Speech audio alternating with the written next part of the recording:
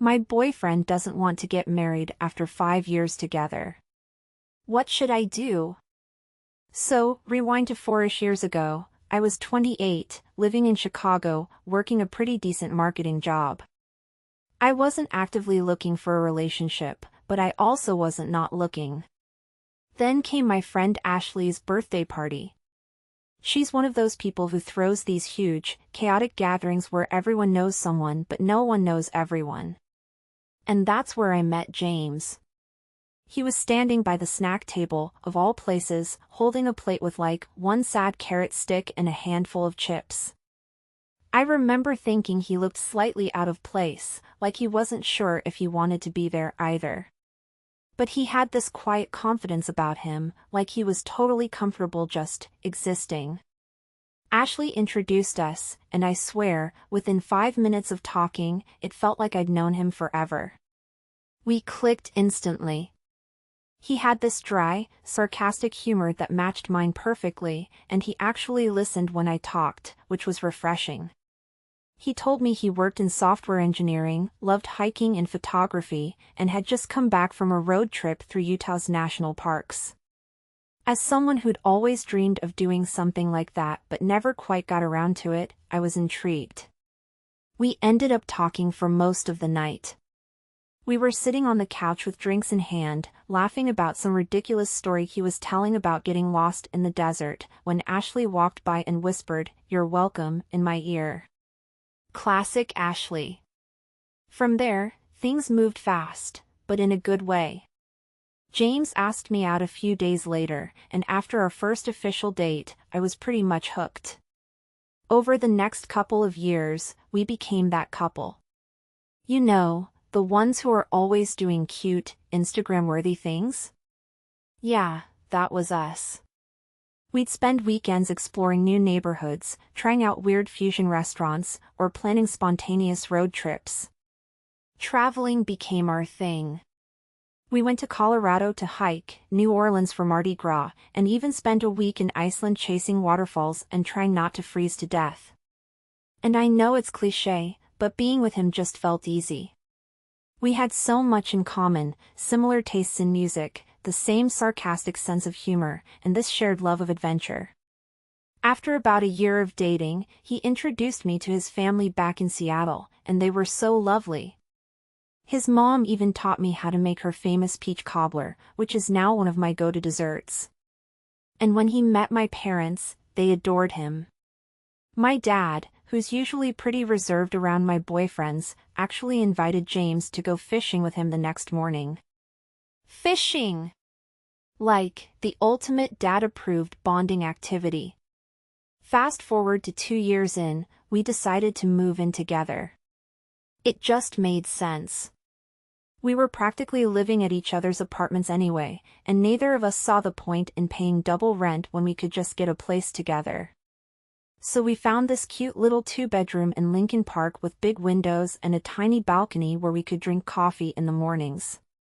Living together was surprisingly smooth. I mean, yeah, we had a few disagreements here and there, but overall, it felt like we were on the same page. We'd cook dinner together, binge-watch Netflix shows, and spend lazy Sundays walking through the park or checking out local farmers markets. At that point, I honestly thought I'd found my person. Everything just felt right. You know that feeling when you look at someone and think, yeah, I could do this forever? That's how I felt about James. And for a while, I really believed that's how he felt about me too. By the time James and I hit our 3rd year together, I felt like we were in a really good place. I mean, we'd been living together for a year, we'd traveled to a dozen places, met each other's families, and built this life that felt stable and fun. Naturally, I started thinking about the next step, marriage. Now, let me just say, I wasn't one of those people who had their entire wedding planned out since they were 10. But yeah, I wanted to get married someday. And with James? It just felt like the logical progression. We'd already talked about future stuff in a kind of vague, casual way, like how we both wanted kids someday, and how we'd probably need to move to a bigger place if that happened. So I thought, okay, we're on the same page here. It's just a matter of time. Around this point, I started dropping little hints. Nothing major, just subtle things. Like, I subscribed to a couple of wedding magazines. And I may have started following a few wedding venues on Instagram. Oh, and there was the time we went to a friend's wedding, and I made this offhand comment about how beautiful their ceremony was and how I could see us doing something like that someday. I thought I was being smooth. At first, James didn't really react much. He'd smile or nod or say something vague like, "Yeah, that was a nice wedding." But over time, I started to notice this shift. Whenever the topic of weddings or marriage came up, even indirectly, he'd kind of shut down. Like, he'd change the subject, or he'd suddenly remember he needed to check his phone, or he'd just get this distant look in his eyes. And it wasn't just me noticing it. My mom, who's basically the queen of subtle interrogation, started asking questions. "So, do you think James is planning to pop the question soon?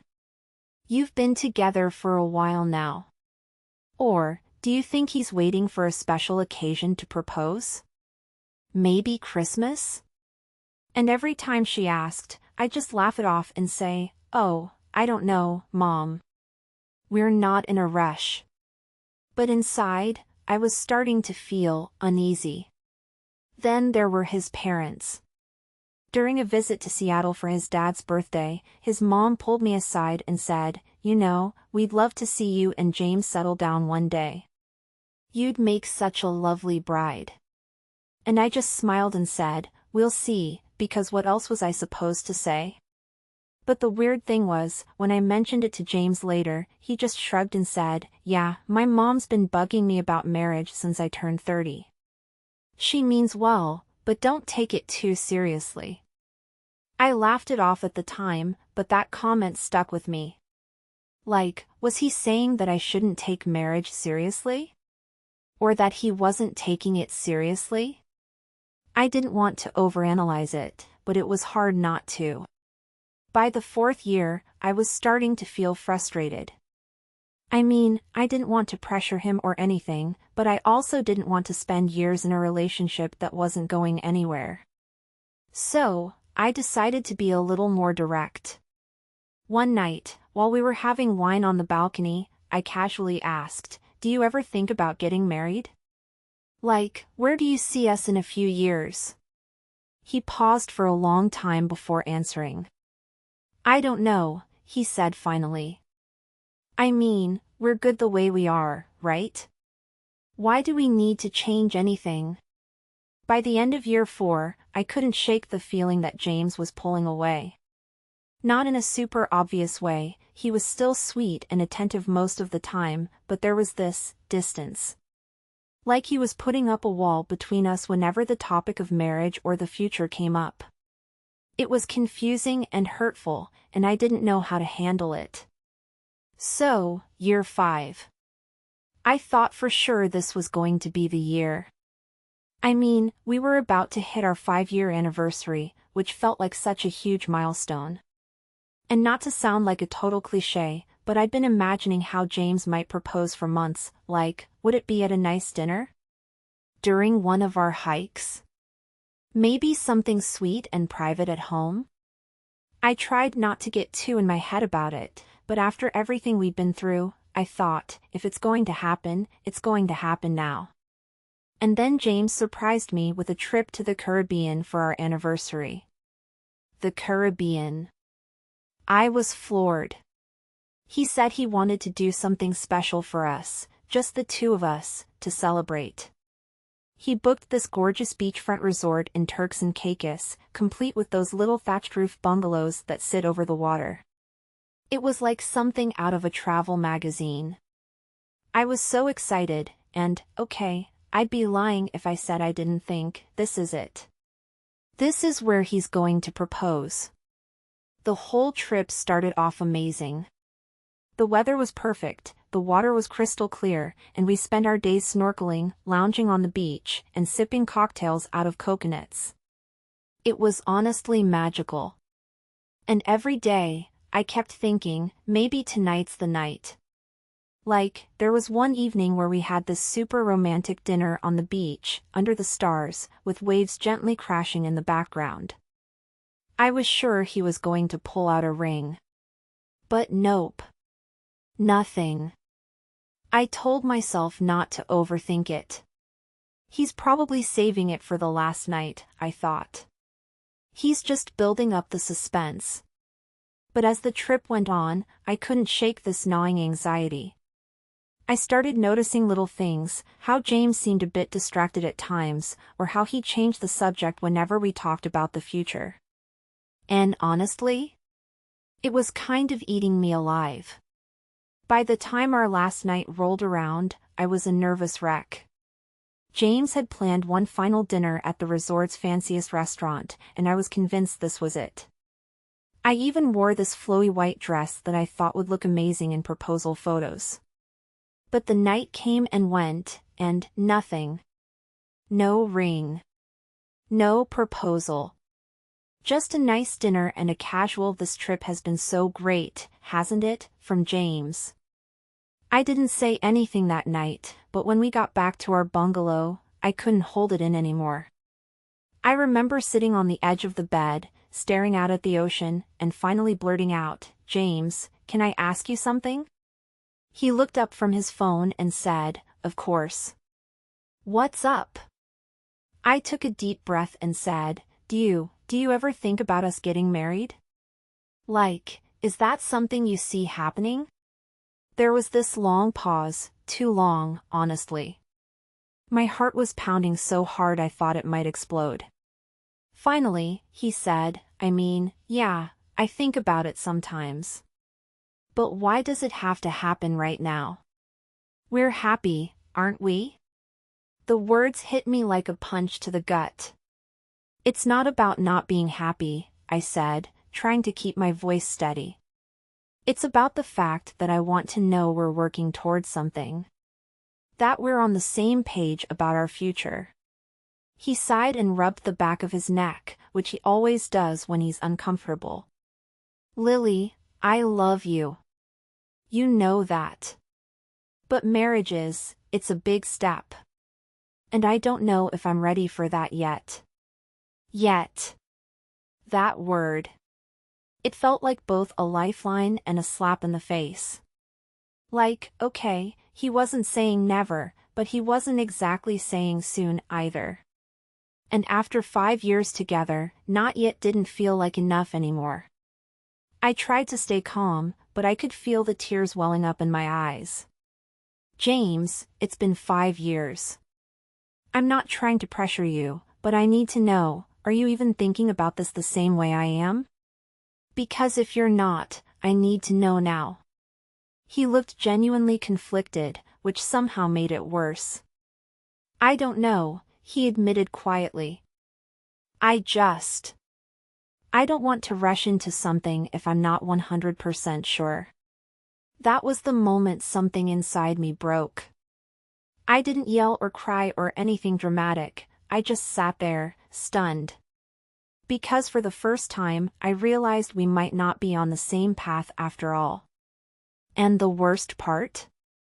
I didn't know if he'd ever be sure, or if I was just waiting for something that was never going to happen. We didn't talk much the rest of the night. I think we were both too drained. The next morning, we packed up, checked out of the resort, and flew home in this awkward, heavy silence. It was like the trip had been split into 2 parts, the magical, carefree dream and the cold, hard reality. After we got back from the Caribbean, things were tense. Like, really tense. That conversation we'd had on the trip kept replaying in my head. Every time I thought about James saying "I'm not 100% sure," it felt like a punch to the gut. I mean, after 5 years together, how could he not know? How could he not be sure about me? About us? I couldn't take it anymore. One night, after dinner, I told James we needed to talk. Like, really talk. He looked nervous, like he knew this was coming, but he sat down across from me at the kitchen table and said, "Okay. Let's talk." I started by telling him how I felt.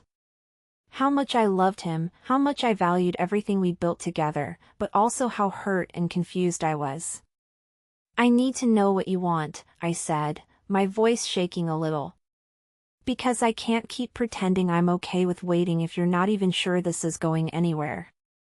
James was quiet for a long time. He stared down at the table, running his fingers along the edge, and I could tell he was trying to find the right words. Finally, he said, "Lily, I love you. I do. But I don't know if I'm ready to get married. And I don't know if I ever will be." I just froze. Like, my brain couldn't fully process what he just said. "What do you mean, you don't know if you ever will be?" I asked, trying to keep my voice steady. "Is it me? Is it something I've done?" "No," he said quickly. "It's not you. It's not about you at all. It's just, marriage has always felt like this huge, permanent thing. And I guess I'm scared. Scared of messing it up, scared of making the wrong choice. I don't know." He looked up at me then, and his eyes were so full of guilt that it almost broke me. "I know that's not what you want to hear. And I'm so sorry." I don't even know how to describe what I felt in that moment. Hurt, obviously. But also this deep, overwhelming sadness. Because part of me knew he wasn't saying this to hurt me, he was just being honest. And yet, his honesty made me question everything. If he wasn't sure about marriage, was he even sure about us? That night, I barely slept. I kept thinking about all the time we'd spent together, all the memories we'd made, all the plans I thought we were building toward. And now, it felt like the foundation of all of it was crumbling. I didn't know what to do. The next morning, I told James the first needed some space. Not in a dramatic "we're breaking up" way, but in a "I need time to think" way. He didn't fight me on it. He just nodded and said, "Take all the time you need." I packed a bag and went to stay with my friend Ashley for a while. Those weeks apart were hard. I kept going over everything in my head, trying to figure out where things had gone wrong. Was I asking for too much? Was I wrong to want marriage? Or was it James who was holding back because of his own fears? I didn't have any answers, and that uncertainty was eating me alive. James and I kept in touch during that time, but it was mostly surface-level stuff. "How's work? Did you see that new show on Netflix?" Nothing deep. And honestly, I think we both needed that distance to really figure out what we wanted. Then, a few weeks later, James called me and said he wanted to talk. I could hear the nervousness in his voice, and I wasn't sure what to expect. When we met up, he looked more serious than I'd ever seen him. We sat down on the couch, and he took a deep breath before saying, "I've been thinking a lot about what you said. And I don't want to lose you, Lily. If getting married is what it takes to keep us together, then I'm willing to do it." You'd think that would have been the moment where I jumped into his arms and said, "Yes. Finally." But instead, I just sat there, stunned. Because the way he said it, "if getting married is what it takes," didn't feel like the grand, heartfelt gesture I'd been hoping for. It felt like a compromise. Like he was doing it because he thought it was the only way to keep me, not because he actually wanted to. I didn't say anything right away, and James must have noticed my hesitation because he added, "I mean it, Lily. I've been scared, but I don't want my fears to ruin what we have. You're the best thing that's ever happened to me." That part felt real. And it did mean something to hear him say it. But still, I couldn't shake this nagging feeling in the back of my mind. Was this really what I wanted? A proposal born out of fear of losing me, rather than excitement about building a future together? I told James the first needed more time. He looked hurt, but he also said he understood. And that's where we are now, kind of stuck in this limbo. We're still together, but things feel different. I'm trying to figure out if I can move past all of this, if I can trust that he really wants the same things I do. And I think he's trying to figure out if he can truly commit, or if he's just saying what he thinks I want to hear. It's been one of the hardest things I've ever gone through, and honestly, I don't know how it's going to end. Part of me still loves James deeply and wants to believe we can make it work. But another part of me wonders if maybe we've reached the end of the road. For now, I'm just taking it one day at a time, giving myself the space to really think about what I want and what I deserve. I guess the biggest lesson I've learned from all of this is that love isn't always enough. You can love someone with your whole heart, but if you're not aligned on the big things, the really big things, it's hard to keep moving forward. Anyway, that's where things stand. I don't have a neat, happy ending to share, but I'm hoping that wherever this goes, I'll come out of it stronger and more sure of myself. If you've made it this far, thanks for listening. And if anyone's been through something similar, I'd love to hear how you handled it, because, honestly, I could use all the advice I can get right now.